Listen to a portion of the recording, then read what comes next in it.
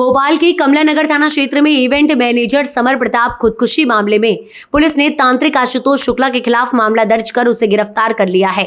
Event manager ने तांत्रिक की प्रताड़नाओं से त्रस्त होकर फांसी लगाकर अपनी जीवन लीला को समाप्त किया था।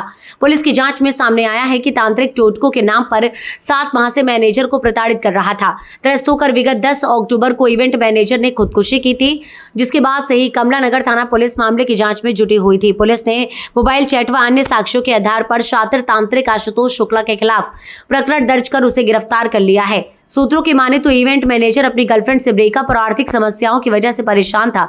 इस परेशानी का हल और निदान पाने के लिए उसने तांत्रिक की शरण ली थी, लेकिन तांत्रिक बार बार आधी रात में उसे शमशान में तंत्र पूजा करने के लिए बुलाता था। परेशानियों से छुटकारा दिलाने के नाम पर आरोपित ने उससे तरह तरह के टोटके करवाए।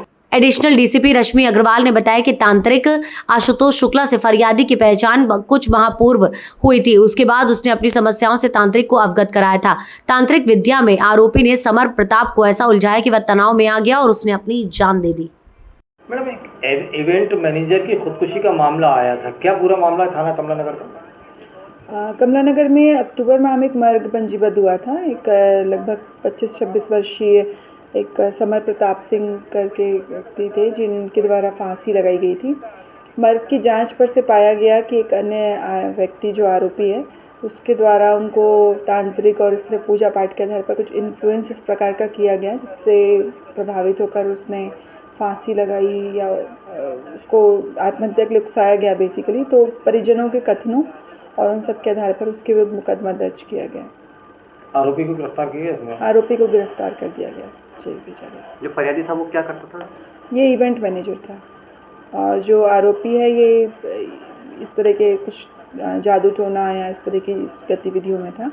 तो कुछ 7-8 महीने पहले बताते हैं इसका परिचय हुआ था इससे, और उसके बाद उसने इसको धीरे धीरे लगातार इसकी कोई भी परेशानी में इस तरीके से चीज़ों में इसको इन्वॉल्व किया और तांत्रिक पूजा और ये सब चीज़ें करवाई, और धीरे धीरे इसके इन्फ्लुएंस में आने पर परेशान होकर मे भी ये कुछ आपस की चैट वगैरह भी मिली है इनको। और सुसाइड नोट मिला?